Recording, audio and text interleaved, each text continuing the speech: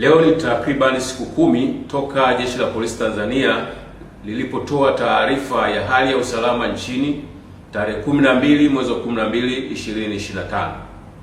Tungependa kuwajulisha kuwa kwa kipindi chote hicho hali ya usalama nchini ni shwari, pamoja na kwamba kulijitokeza kwa baadhi ya matukio machache ambayo yalishughulikiwa kwa mujibu wa sheria za nchi na mikataba mbalimbali ya kikanda na kimataifa.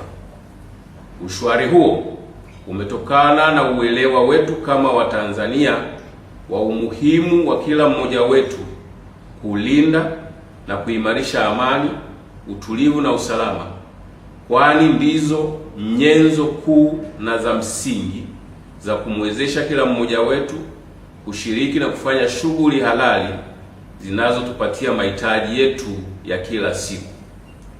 Tunapoelekea kusherehekea sikukuu za mwisho wa mwaka na mwanzo wa mwaka ambazo zitatanguliwa na sherehe za Christmas, Jeshi la Polisi kwa kushirikiana na vyombo vingine vya ulinzi na usalama vinaendelea kuimarisha ulinzi wakati wote na hata baada ya sikukuu hizo.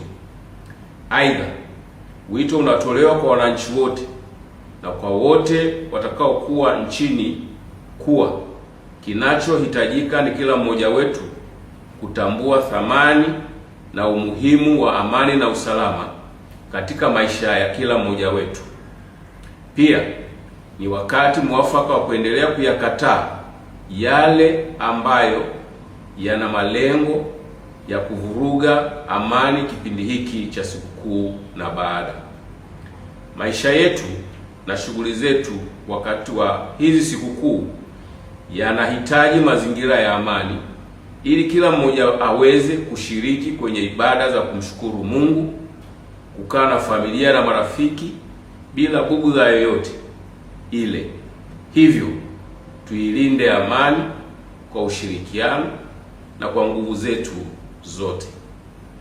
Aidha, Jeshi la Polisi linatoa wito kwa wale watakaosafiri waendelee kuzingatia sheria za usalama barabarani ili zitusaidie kujiepusha na ajali, tukizingatia kauli mbiu ya wiki ya Nenda kwa Usalama Barabarani inayosema endesha salama, familia inakusubiri.